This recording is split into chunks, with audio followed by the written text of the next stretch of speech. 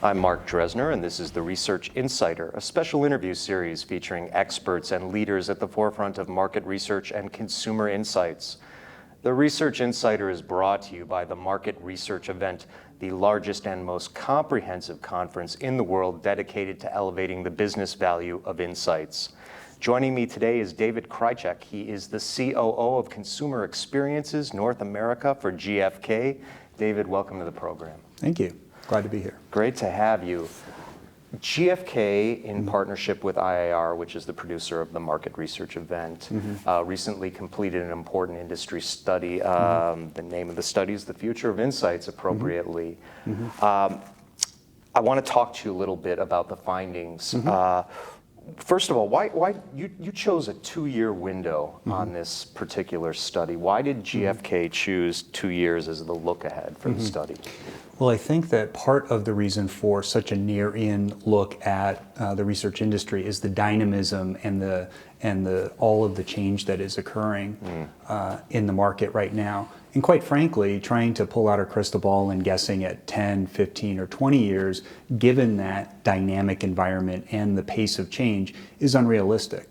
Instead, what we wanted to do was focus specifically on the next 2 years, identify where some of the pain points or misalignments are between research buyers and research sellers as a way to really action and create actionability off of the research. No one can debate whether or not there's a present attitude about a pain point. We can understand it and therefore do something about it. Yeah. Now, you mentioned misalignments. Did you find, as a result of the study, that research suppliers and clients are generally on the same page, or they are a gulf apart? How did that shake out? A little bit of both. Yeah. I think that when it comes to some of the misalignments, what we see is that there is strong pressure and demand for speed when it comes to research buyers. They are continually feeling pressed with shorter timelines and the need for data quickly so they can inform their business decisions. On the supplier side, we see much more of a focus, not so much on speed, but on delivering innovative methodologies. So what we really need to be mindful of is the ability to run and chew gum at the same time, really creating an opportunity where we can focus both on speed, but also look for innovations that reduce cycle times, but also bring and up-level the insights that we deliver. Yeah. What are some of the other key takeaways that you found? Well, another key takeaway is that research buyers are really looking to transform their learning agenda, their insights offerings at this point. They're 3 times more likely than research buyers to say that, than research suppliers to say that they are looking to revamp their entire insights agenda. What we see on the supplier side is much less likely to create transformative innovation, but rather incremental innovation. So there's a bit of a misalignment there as well. And I think part of it is perhaps research buyers thinking grander about change because there isn't a lot of specificity out about what direction to take, whereas research suppliers much more pragmatic and also looking to identify where some of the incremental innovations may come from. So there's a bit of, I think, a dialogue that needs to happen between the two in terms of how we set priorities for how we move the industry forward. Yeah, and just to clarify, you said a client's innovation or insights agenda. Are you referring to sort of their tool portfolio, or? I am. Yeah, I okay. am, and I think that's one of the other key learnings here is we need to make sure that we understand what needs to be transformed based on how effective our tools or methodologies are at delivering on the agenda. So that's part of, I think, another key learning is we really need to be thinking about the return on insights. Are the tools that we currently use in need of transformation? Are they in need of just an incremental spruce up? Or is there, everything's okay, it's delivering what it needs to deliver? And I think that's the kind of grounding that we need to have as we look for alignments in terms of innovation versus speed going forward. Yeah. And now it's interesting because there seems to be a little bit of a contradiction. On the one hand, you noted that the clients are pressed for speed and they are thus pressing for speed, whereas the suppliers are focused on innovating. And there's sort of the client's priority is definitely the speed. And yet, the response, or the second kind of key finding you pointed out, is that clients want to really, overhaul everything, or are three times more likely to focus on, a radical kind of a change. Right. So they're really kind of pressing for that innovation, aren't they, at the same time? They are, and I think this is part of what the challenge and where I think looking at the near-in pain points of 2 years was so valuable to us. Because what you can see is that I think there is a general desire among research buyers to innovate and change. They feel like they have to move forward and they have to change in order to keep pace. That is a bit uninformed relative to the types of things that could be available to make the change.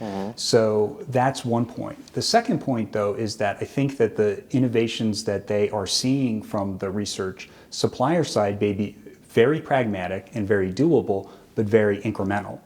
So they tend to want to see how innovation transforms their current set of tools as opposed to incrementing or incrementalizing, if you will, the current existing toolbox. So I think that's where the potential disconnect is. Now that doesn't mean that the demand for transformation isn't well-founded. It doesn't mean that the use of incremental innovation isn't useful. It just means that there has to be more of a dialogue, an open and very clear dialogue about what the priorities are and what you get out of incrementalism versus a total transformation, not understanding if something works or not. Yeah, and that goes right back to that return on insights sort of conversation you mentioned. Exactly. Yeah. The dialogue has to be on a real focused and honest assessment of whether a existing toolbox is able to meet the business's evolving needs in a digital economy. That's the key. And insights or innovation, I should say, that comes into a research buyer has to be able to address that issue. It's not the gee whiz, it's the so what of the innovation, right? That's the key here. And that's an important point, I think, is that it's not innovation necessarily because the historic or the conventional research tools don't work. It's that there are new situations based on the digital economy where where something else needs to come into the fray or is available. Yeah, absolutely. And I think that's part of what, and I think that's where you can explain some of the dichotomy or the disconnect, if you will, between, hey, the research suppliers are working on innovative methodologies, but the research buyers are saying, hey, I want to really transform what's happening. And I think it's really about understanding how innovation is being introduced into the industry and why it's being introduced and what it is going to address versus what was not being effectively addressed with our existing set of tools. That's the key. And I think we need to make sure we're having again, an open and transparent dialogue about that, because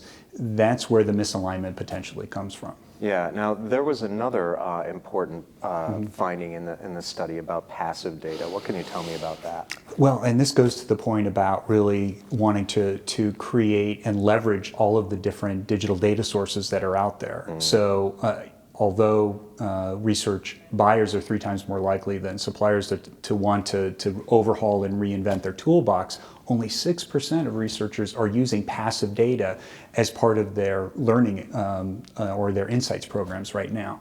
So this notion of... That's clients and suppliers? Clients and suppliers. Yeah. And what we also see, though, is that by 2017, the industry, both suppliers and buyers, believe that passive data will be as important as direct questioning to the delivery of insights. So that's a big gap and a long way to go in 2 years, from 6% to probably a majority. Yeah. That's not going to happen unless we frame out where and how different passive data sets are going to be able to help us. And I think that's the key. Part of our challenge has been, as an industry, that it's so new that what we're doing is learning by case study. Instead of by framework and approach. How might we use different data sources to begin to innovate and to develop new solutions, right, that answer very specific business questions. Instead, what we're talking about is proof of concept around new types of methodologies or new information streams, just so that we can show that we've done it, right? And we need to move and pivot quickly to, here is when you use this type of information to solve this type of business question or answer this type of business question. It's really that type of clarity and that type of focus that we need to pivot to in order to see an ever expanding use of those information data sources. Yeah, yeah. What else did you find? I know there was something in there about storytelling. There was. I think that one of the things, we hear a lot these days, and this study is no different, that storytelling is important. In fact, 30% of the individuals that we talked to said that storytelling was the biggest gap in the research industry today. Wow. Now, for me, storytelling is actually code for something else. Storytelling isn't about just entertaining. It isn't about making your audience laugh. It's really about activation. Where we are going to succeed as an industry is our ability to activate the insights that we create to change and drive a business's success, right? And storytelling becomes the vehicle by which we actually drive an understanding of our recommendations, that we can imbue context for those recommendations, and we can drive action for those recommendations. That's where we succeed, is ensuring that our recommendations just don't sit on a desk or on a shelf, but through storytelling are infused into an organization and acted upon. So relevance in insights will come from effective delivery. Effective delivery comes from storytelling. That's how we can and should differentiate ourselves from any other type of more dry or laundry list of numbers that could be put up as a recommendation to a client. Wonderful. And building on that, perhaps this is related. What are some of then the skills, the backgrounds required, do you think, moving forward for researchers? Yeah, that's a great question. I think one of the other learnings that we have is that that there is a real need for talent today, not just tomorrow, right? That in fact we need to continue to accelerate our need for specific types of talents. And I'll tell you, there are a couple that I think are going to be critical for us. The first is not so much individuals that are going to do the data science or the heavy lifting around analytics. We need more of what I call an insight architect.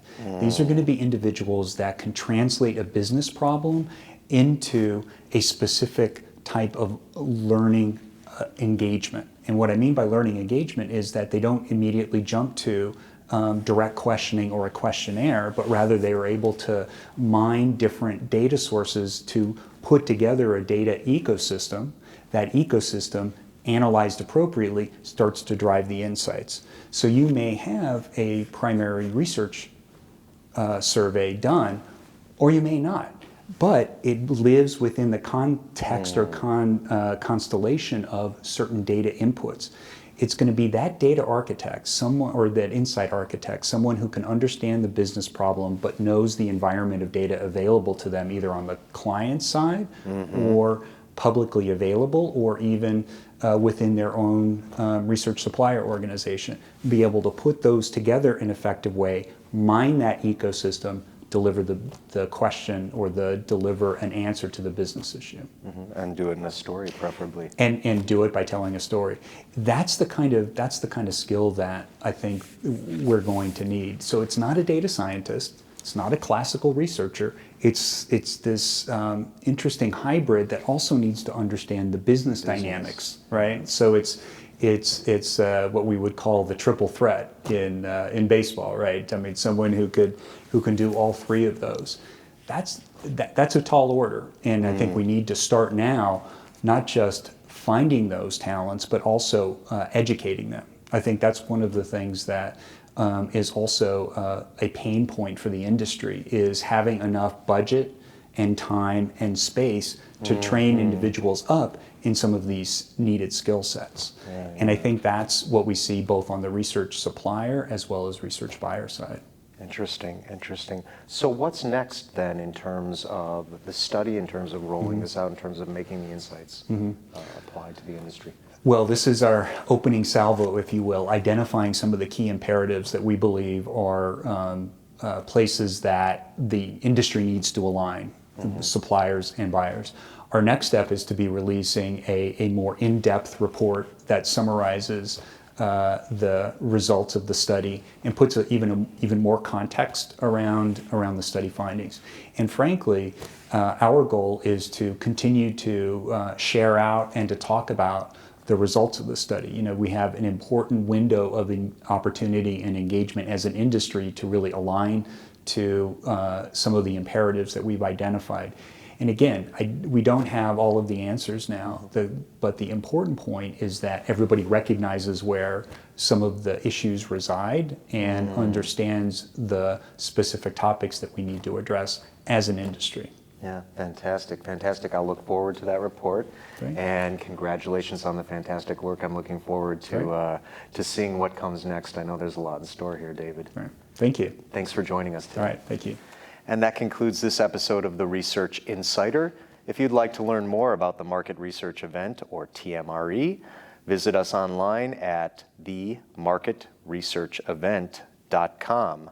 Until next time, I'm Mark Dresner, and you've just heard the Insight Scoop.